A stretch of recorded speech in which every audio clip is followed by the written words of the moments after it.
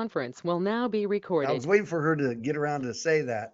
That's good. So today is March 31st, and I'm Christopher Gronski with DestinationFreedom.org.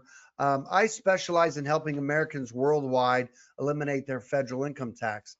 And just this past year, and even the years before, when I would go to an Acapulco um, for the Freedom Conference there, I got to meet a lot of people from Australia, the UK, Canada, and then other places in the world.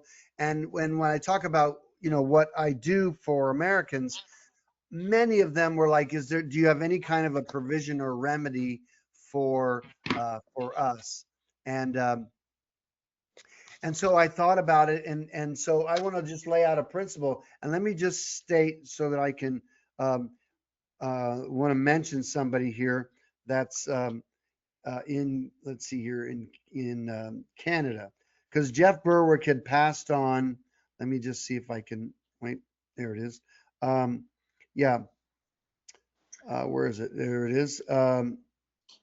Nope, not there. Let me just get this. I want to locate a name. So for in Canada, okay, there it is. Okay. Jeff had mentioned that there's a gentleman, his name's Curtis Stone. Okay. And Curtis Stone is helping Canadians do some kind of remedy. Now, I'm going to talk to him more specifically, and I think I heard some things that he was doing, and he believes, or he has an administrative remedy for Canadians, at least I believe so, to stop filing income taxes. Okay. Or at least I think so.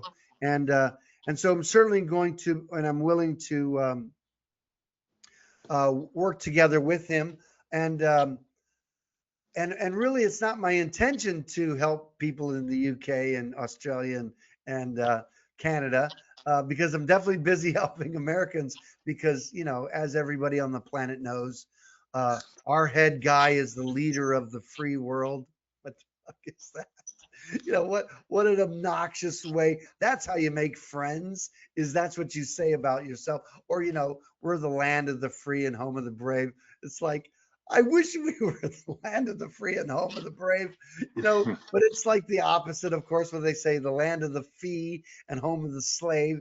So it's so pompous and presumptuous. It's just astonishing. So I certainly, and there's things about America that I love, and I think anybody who's been to America loves. Many times you can love the people, and certainly it's beautiful, and the ideals are stunning. I wish we were exporting those beautiful freedom ideas. Wouldn't that change the world? It would be great if we actually were, instead of trying to cram democracy down some dictator that the government set up already that isn't serving them anymore, and they want to swap him out. Bull crap that's going on. I mean, and anybody can see that. But anyway, so I still consider myself patriotic, whatever the hell that is. I know what I feel in my heart, but it's just a shit show mess, and I have to believe, people will say, well, where's the freest place in the world? And when I think about that, and we do think about that, whether we're going to live somewhere else or whatever, and we think about it. And I have to still say I would live in New Hampshire. And let me say, and even with dealing with America, and I'll tell you the only reason that I feel this way, not because there's a lot of places on the planet that are just beautiful, and they're probably poorer. Your money will go farther. Maybe they're not as violent and stuff. So I can believe all that is out there. But I have to say, single-handedly, one issue that makes America one of the best places on the planet is that the people are still fucking armed to the teeth. We still have firearms everywhere. You can buy ammunition in a lot of places, and I don't know, and I pray that that's not going away. And that by itself is probably some of the reason why it isn't all collapsed already. And we've seen this. And so as long as that one thing is there, now let me qualify that too, because what I've said also is that if you're a big firearms guy and you wore a mask during COVID, you're a pussy. You're not gonna shoot anybody. even if it's a bad guy, you probably still support cops. So the idea is that's not really, a freedom-minded thing. So, and you can have a firearm if you don't know what to do with it. Then if you think it's about hunting, you may be mistaken.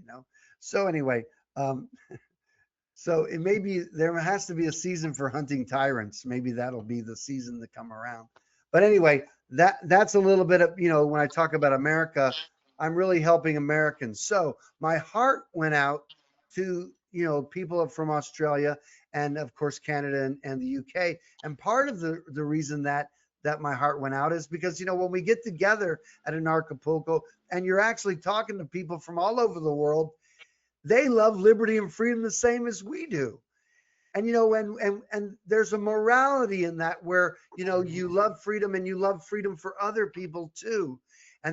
And so when you look at that kind of a divine nature, it's a bit sacred, if you will. And I think that's a beautiful act. And I think that there is something that resonates worldwide. I believe that about people in general. Now, that being said, there's always the 80-20 rule. Most of the things, 80% are like the masses doing that thing, 20% may know. And so there's a lot of those, we do not need a majority of people to make something happen.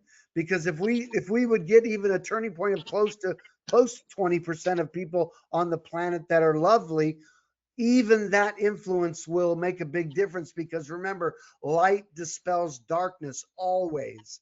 A little bit of light dispels a lot of darkness. And so we got to, by principle, believe that good will overcome evil. And so in our freedom circles, we do see that there are people about us who really glorify how bad it is. And I try to not do that. It's better to have real solutions so that you can pursue your happiness. And of course, preparation and all that is going to help secure some of that happiness for yourself. So, so anyway, and if you're like me and you listen and take in quite a bit of information, I can't take a lot of that all day. Plus, I'm talking freedom all day. When I get home, I do like it to be quiet. I come in and I say, "Can we turn the TV off?" And we don't watch regular TV, but the little missus has Jeff on there or Max, or we're listening to some YouTube, and we're constantly listening to all the stuff out there. And sometimes, I can only take so much Alex Jones, and I'm like, okay, I've had enough Alex Jones, and everything's got its place. So again, my heart was going out to the people from these other countries and their income tax. So let me set up the premise of why I believe there's a remedy.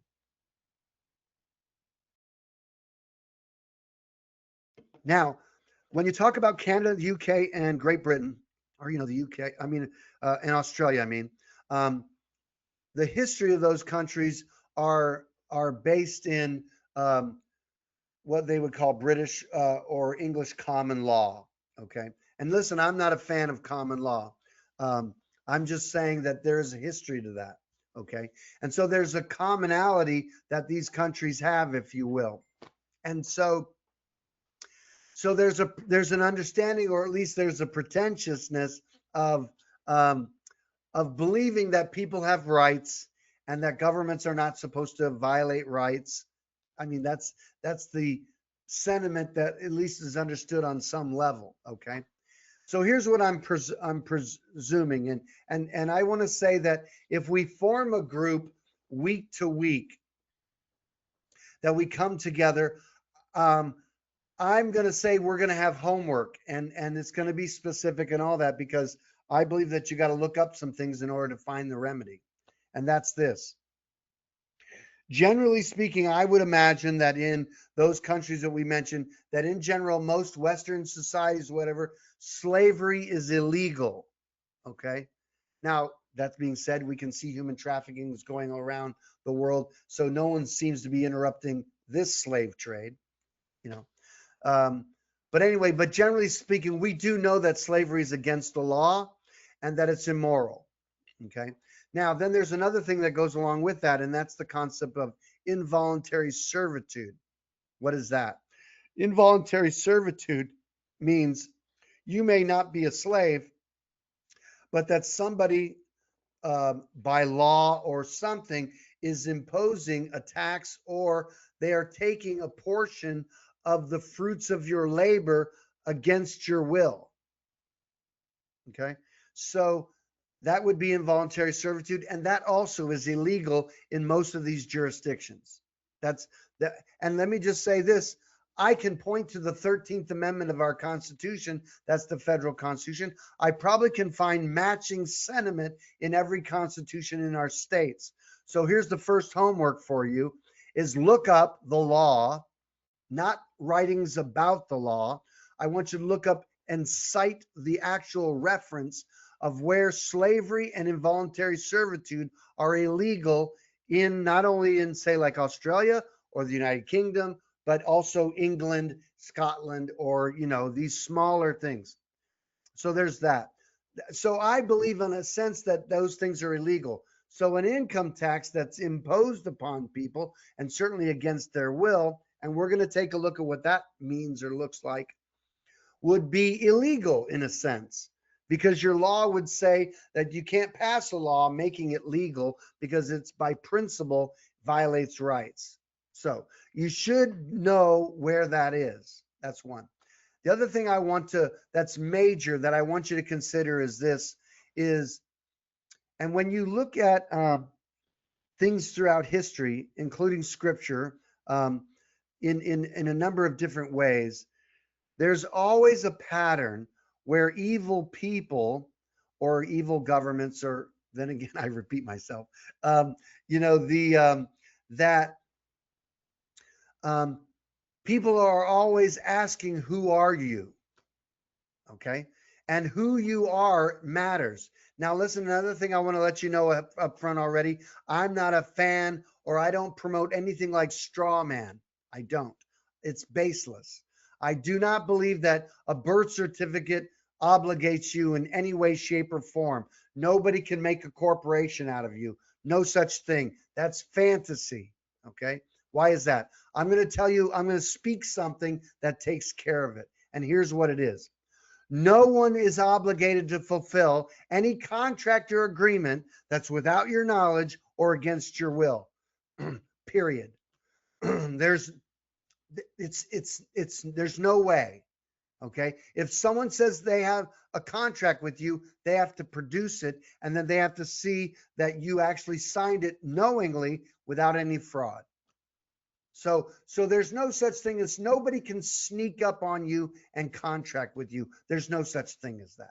Okay. So that's a principle. Okay. So getting back to who you are. In America, we our Constitution made reference to the citizens of the states. The states in America created the central government. The legislatures of those states came together in some capacity and had a convention, and they created the federal government by its constitution. There was a time before there was this government, let me say, with this constitution, there was already articles, there was already a convention of representatives, and they created the Articles of Confederation. And so the states are a confederation of states. These states in America are countries. And federalism has indoctrinated people into believing that America is a nation or a country. Now, Europe hasn't done that. Europe has a union, but everybody knows the Netherlands, Germany, Italy, they're all separate countries. And although they have a union, they have maintained their sovereignty on some level. Now, so an Italian chooses to be an Italian. He doesn't call himself a European. He's a European, but he doesn't refer to himself that way. Like all those Europeans in the country of Europe. Nobody thinks like that. They think like that in America. We have it at the football games, all that stuff. We have things we pledge allegiance and all the crap we do to promote thinking that America is a country when it's a union, it's a confederation of states. That is what they are. And that's the way the law reads. That's how it was created.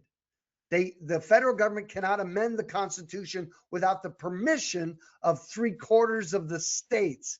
If the states don't ratify it, no Constitution is amended. Why? Because the states are in charge. Contrary to popular fantasy that federal law trumps state law, that is bullshit.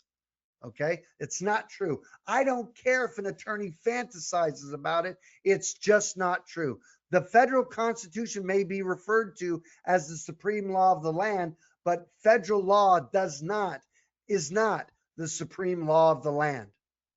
That's the reality when you understand jurisdiction. So let's go back to these other places. I just want to say, and here's what I want you to investigate. Australia, and I don't know the history of Australia. I know that it was a prison. At least that's what I believe. I've heard about it. Was like a prison location where they would take the best of you. The rebels, I'm sure. Well, maybe they were criminals. Maybe they were duly convicted. Maybe they weren't duly convicted. I mean, you can't trust the history of things, but it's very similar to America. They were throwing people out that were obnoxious, and America probably wasn't a very nice place at the time or whatever it was. And of course, we have similar things. I'm sure there were indigenous people there. And so all that's playing out. You have a history. I'm not going to judge whether it's good or bad. It is what it is. But what I want to say is, I don't know about the history of Australia, but I believe that Australia is broken up into, what do they call it? They don't call them states. What do they call them? What are the smaller components or jurisdictions in Australia? No, they are called states in Australia. They are states. So they have states. How many of them are there? There's 6 states and 2 territories. So we do have two parts. So your territories, see, I think your territories would be managed like we have territories managed by your central government.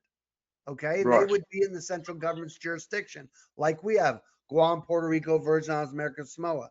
And of course, even in America, the western part of America were territories. The federal government managed it until they voted themselves to be states, and they became equal to other states, and they were on the same playing field and all that. And that's part of our story. And when you're dealing with taxes in America, when you look at Alaska and Hawaii were part of the tax code, and then they became states, and those words came out of the tax code because they were states. And so that's an important understanding when dealing with terms and things in the tax code in America. Now, I'll deal with Australia because I want to say Canada is the same way, because Quebec, the country or the state of Quebec, they don't like Canada. They want to be separate from it. And then there was another place in Canada out west. Anybody know what was that? Alberta trying to separate. Are talking about seceding, right? Now let me say this about seceding, okay? Because generally speaking, it takes a lot of people to secede. Now, if you have the unity of that, that's fine. But here's what I'm making up about it. Alberta will not secede from their union, just like no state in America will cede from the union until they frickin' grow up. What does that mean? If that place is getting funds from the central government, they're never going to secede ever because they're addicted to the money. And that always will be the problem. So if you don't have to secede first. If you first will be separate in the sense of saying, cut out the funds, say, we don't want your money. We don't want your money. That by itself will move out law from those jurisdictions, because usually that's how the union government comes into those places, because they hand out money first. And then those regulations and controls come. Now that's a principle. So you must understand that that's what you want to look at first, because listen, if you don't like what mommy and daddy are saying to you, what's dad say? Move out. Take care of yourself. Get the hell out. It's like, oh, but I want the car. Get your own car. I don't want to come in at midnight. Get your own apartment. Stay out as late as you want. these are what parents know about children. As long as adults are children and they don't want to be responsible for themselves, and that's the beauty of socialism, is that it's all this welfare shit. That is, by principle, is some of the biggest ways that you can be separate from your central government, is being responsible. So, so that's one thing. So getting back to those states, so here's what I want you to take a look at, and that is get the history of when your central government came about. Because I'm believing that if we're similar, that there wasn't an Australian central government. I think there was first these independent things, and then they decided to come together and form some kind of union.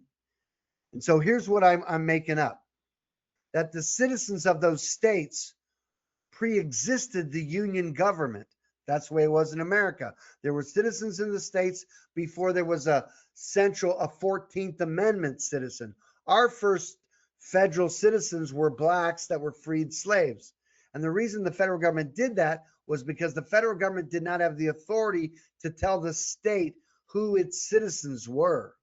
And so that was a state issue, and the federal government didn't have the power to do that. So consequently, warring, or at least inviting them into their jurisdiction, was one of the ways they could protect them. And that's part of our history.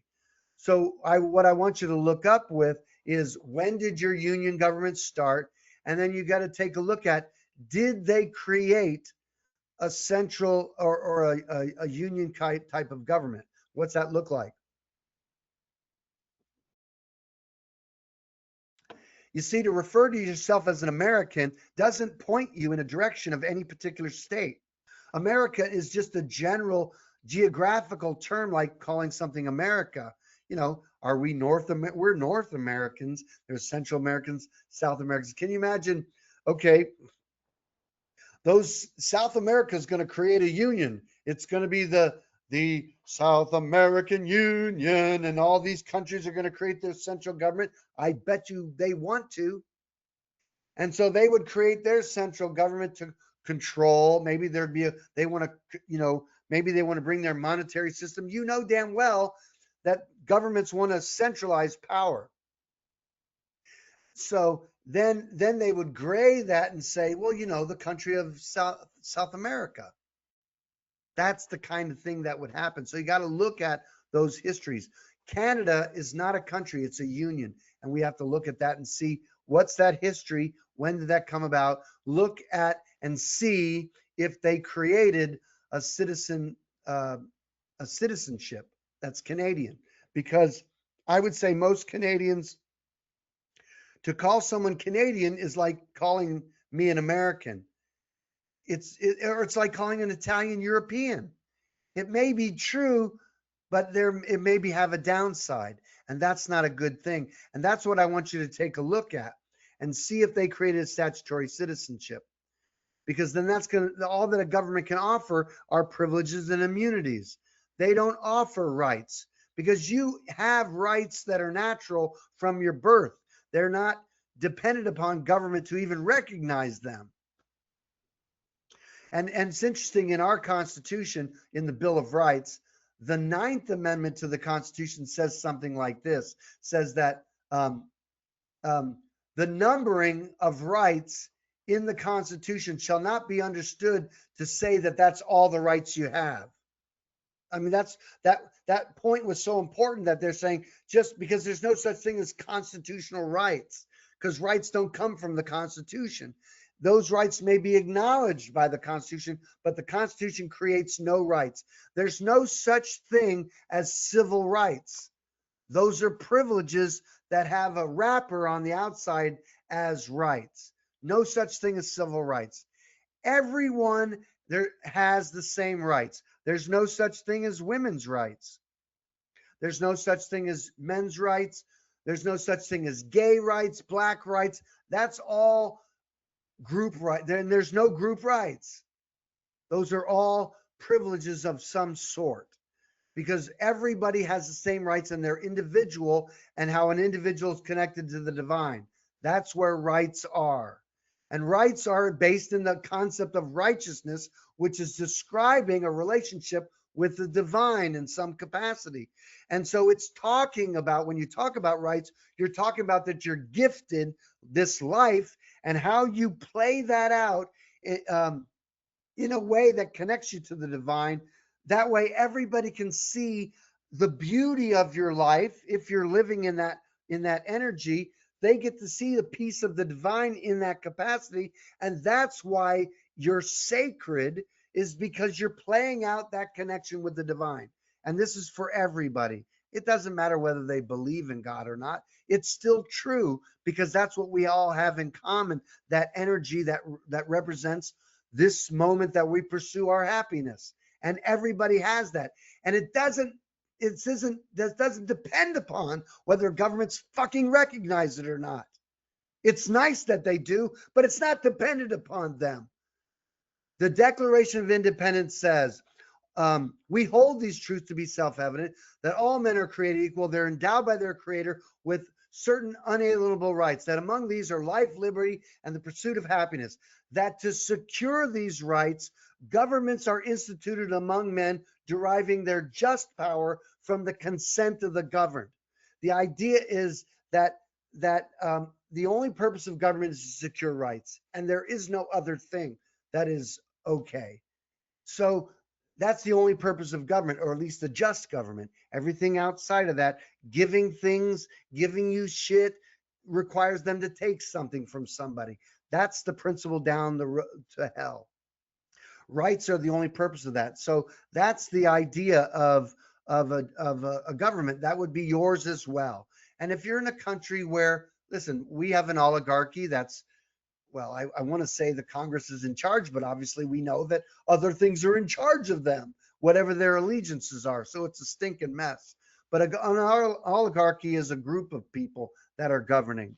So the idea of that is, so I'm looking at, like, let's say Australia, is you're going to have to look at how the Australian government was created. Now, my suggestion is stop calling yourself Australian, because you might be calling yourself what they're calling the union government of that. And so you might find yourself having your rights secured better if you call yourself whatever your state was from, that's your citizenship, and you're not a citizen of Australia.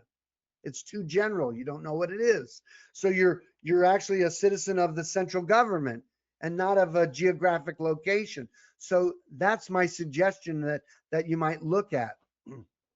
And I'd say the same thing see, a lot of times people call themselves British. Well, where's Britain?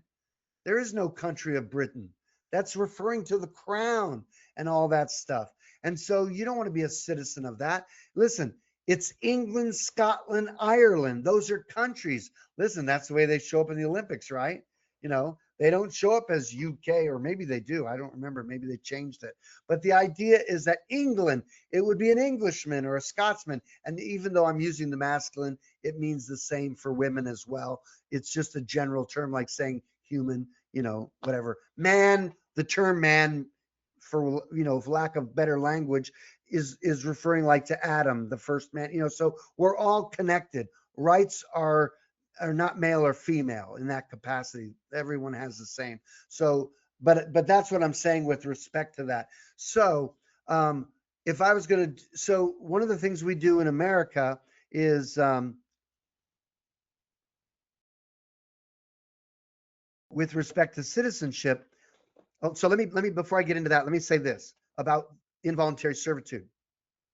So if we would say that the income tax is, and I'm trying to think out loud here. I'm just trying to think in the moment here. At least in America, and this has got to be true for you as well, there are direct taxes, and then there are excise taxes. And you have to be careful, because they in America, there's limitations on it. A direct tax would look like this. There'd be a tax on population, and the tax is the same for everyone, or every man, or whatever you want, every adult. So a direct tax, which is very rare, matter of fact, the Congress has never imposed a federal direct tax. The reason those direct taxes are so difficult, and it's not a percentage, because it says it has to be apportioned based upon population. So let's say it's a $10 tax. You see, a rich guy could pay $10 tax, no problem. Maybe a poor person would have a hard time paying $10. So let's say it's more than $10. How would poor people deal with a $100 annual tax? For some, it might be difficult. And so the difficulty of a direct tax is you got to tax rich and poor the same way. And so there's an injustice. And people who want to call a percentage, that's not really apportioned properly, because now they're going to do a percentage based upon income and not that it's the individual. That's why direct taxes are rare. I don't know if they're rare in Australia and Canada and the UK, but they're rare in America. Now, an excise tax is a tax that is based upon a privilege or an activity or a transaction. And so there's liberty in that, in which you have a choice not to use that privilege. So if you didn't want to pay the gas tax, you don't buy gas. Now, I know that people will say, well, you have to have gas to put in your car and all that. So even the truth is you don't have to. It's convenient and it's worth it. And so this is why they do excise taxes like that. And so that's part of what's good for them, is excise taxes are easy to collect because people are willing to pay them. The Supreme Court defined the federal income tax as an excise tax. So you have to find the privilege or what they're taxing in that regard. And so an income wouldn't be that you wouldn't tax income, because that would have to be apportioned in the sense the way a direct tax would, because the income tax is not a direct tax. So there has to be a privilege. Now listen, the 14th Amendment says about the 14th Amendment citizen, that's the federal citizen, is that the 14th Amendment guarantees privileges and immunities. So that's the privileges being a federal citizen. And so that's the choice that you have. And so the income tax is not voluntary in the sense all taxes are imposed on you, but the choice is what kind of citizen you are. So we do a passport process, and in the passport process, they're asking you, are you a United States citizen? And we take the opportunity to have an explanatory statement rejecting the 14th Amendment citizen and establishing our citizenship in our state, which is based in habitation and domicile, not residency. Residency is always transient. Okay, it's not habitation domicile. You don't want to conflate those terms. Habitation and domicile is that place you intend to return to.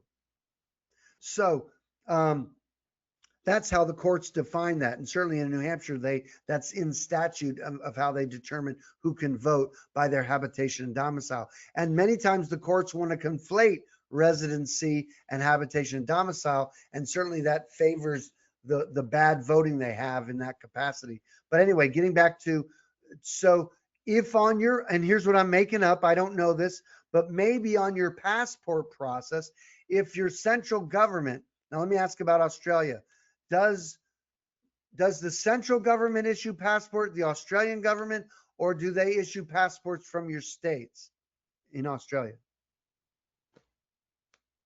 Is it an Australian passport?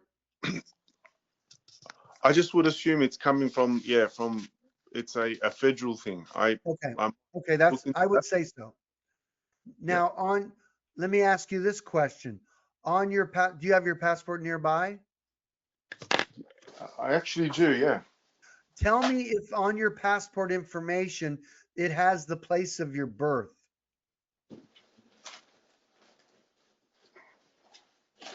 Because mine has Pennsylvania, which is the place of my birth. That's my nationality, is I'm a Pennsylvanian. I thought I did. Okay, well, check it out. How about in Canada? Are you in Canada, Ashley? Okay, I'm glad you're on. I can't hear you. I'll have to read your lips. I was born in Canada. I've been in the US for 3 years. Okay, I don't know that term, but that's okay. Doesn't tell me where you are. No, okay. You've been in the District of Columbia, right? I know. Well, yes, because I'm here on a visa, correct? Yeah, that's right. Oh, see, you're so good. You know these things. Yeah, not really. You're not. So what state are you in? Texas. Okay, there you go. We'll make you a citizen of Texas. So, Okay. or something similar. Um, right. So on your Canadian passport, does it have your place of birth? Yes, Toronto, Canada. Does it say Toronto, Canada? No. Toronto, Ontario, Canada. Yes. On Ontario. See, that's the state is Ontario. So Yeah. see, that's your nationality. Mm. See, Canada is not your nationality. You're not a Canadian citizen. You're a citizen of Ontario. You should practice that. So But being it does Canadian, say citizenship Canadian I said underneath that. nationality. I didn't say citizenship. Oh, I correct. know you've Okay. chosen Canadian citizenship, but I'm saying my suggestion is you're going to need to claim your Ontario citizenship and reject that, because I'm going to say, I'll bet you if we do the research that they may have a Canadian citizenship, or they may want to refer to you as a Canadian, and you might need to give that up. Like we invite our clients, stop calling yourself American. Use it loosely. And you may even stop calling Canada a country. It's a union. Mm-hmm. Look at how they program in that way. That's really crazy. But Yes. see, Europe's holding out. And of course, the UK already had theirs called the United Kingdom. How united they are, that's up to debate. Just like the United States, not so united. So, but anyway, so these are the way that they practice this. So your nationality is always the place of your birth, because the word nationality deals with nativity, which is your birth origin.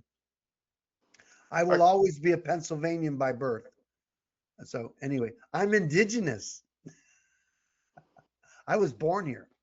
So it's kind of crazy. I get it. Not in New Hampshire. I'm a citizen of New Hampshire. But anyway, and yes, it says Pennsylvania. John, did you grab your passport? Yeah, I can confirm that it says nationality Australian. See, that's on mine says the United States of America. I'm asserting that's not your nationality. What state were you born in? New South Wales. So yeah. That's what you are. There's no mention. So they have it wrong, and you might have filled it out wrong. I don't know. I'd have to look at your application. So here's some homework for you if you're willing to do it. Sure. I would like to read your passport applications. I want to see what they say. Sure. So locate those, and you can upload those to me at State Citizen at DestinationFreedom.org if you have them in a PDF file of any sort, or if you can locate it. It's not very helpful, these computer programs that have you fill out forms on computer. I reject that way of filling out stuff, but I would like to see an application, at least the most recent one, if it's available. And of course, we want to get one from the UK as well. So anyway, see how similar those things are. So just mull that around in your head. And I'm asserting, now remember, nationality is the place of your birth. Now, you said that was called New Wales? Yeah, New South Wales. New South Wales. Yeah, see these British, we suck in name calling, So I mean, like, what is it?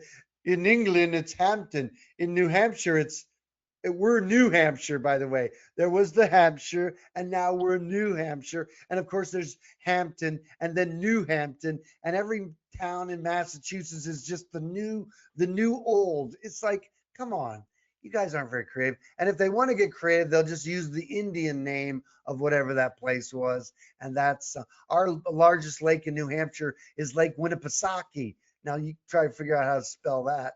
But anyway, because that was the Indian name for that lake or whatever it was. So you see, people aren't very creative. I mean, how many main streets are there? And, and of course, Elm Street and Oak Street and all that. It's like, come on, no creativity at all. But anyway, but here's my question for you. So do you live in New South Wales? I live in the city of Sydney. You're in Sydney. What is Sydney? What state is Sydney in? In New South Wales. Oh, bummer. Okay, so you're a citizen of New South Wales, and you were born in New South Wales. So your nationality is also New South Wales. Okay, so I'm just going to invite yourself from here on in, if you correct it, or Ashley's taking us for a drive. All right. She's on it. Thank God for phones. It works. Uh, so, so practice, if you will, making reference to yourself as your nationality is that place of your birth, and start to kind of reject that central thing. And we'll look up those terms for that. But see, this is what I was kind of excited about those concepts to see, because that may be the remedy, is you redoing your passport and claiming something different. Because here's the next homework that I think we're going to look up. We want to find the body of law that is your tax code. And we're going to be looking in there and see how they define who has the tax liability. And so, you know, we want to see the terms they're using and things like that, because I'm making up that whichever evil came first, whether if we had, do you know when your income tax came about? Do you know when it was? You mean what A year it date? first started? No, A I'm not date? sure. Do you not know? It's been around as long as I remember. That's Yeah. terrible. No, here's what I'm going to make up. Here, I'll make this up about both Canada and Australia. Here's what I'm going to make this up. Your income tax, I bet, started right around the time you got your central bank monetary system, or whatever that was. I'll bet you that your central bank came in at about the same time. I don't know, because that's when it happened in America. With respect to, well, actually, the 14th Amendment was where we had ours, but the income tax came around with the central, you know, in 1913, or, you know, right around those times. So again, they go hand in hand. And listen, what's the chance of if Israel or the families, those Zionist families, were the ones that were behind all these central bankers? Well, maybe they're really the ones running the world in that regard, because they control the money and all that stuff. And these taxes go to them. If in America, the income tax doesn't go to run the government, it goes to transfer payments and interest payments on the debt. What's the chance of that? You know, so you get to see these things and you're like, this is crazy. So that's some of your homework. So class, next time we get together, you can have some of these fun facts, and I'll look up, because we don't have anybody here from UK. I'll look up some of the stuff in the UK, see if we can come up with the history of some of that.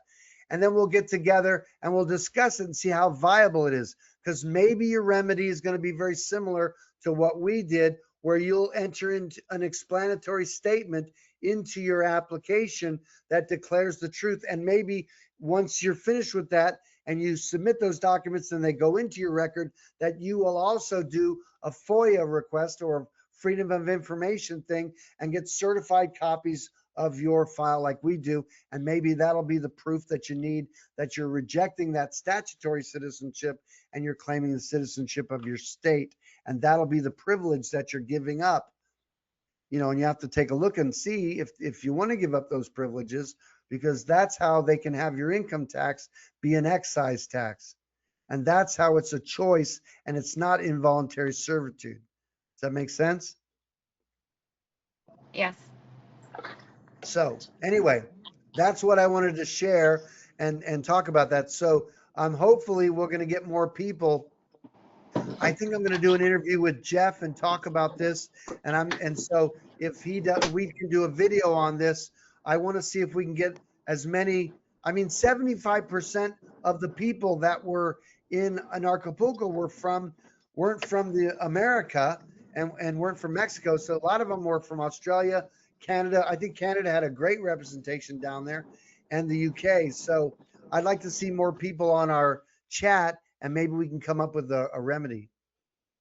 So you guys have any comments or questions? It sounds really good. I never thought of this. Is a different angle I never have heard about before. Again, the power is in who you're saying you are. That's where the power is, and that's liberating. Because I'm asserting that maybe you're saying you're something that you don't really want to claim, but we're going to investigate and see if it's true. If it's not, then we'll have to come up with some other.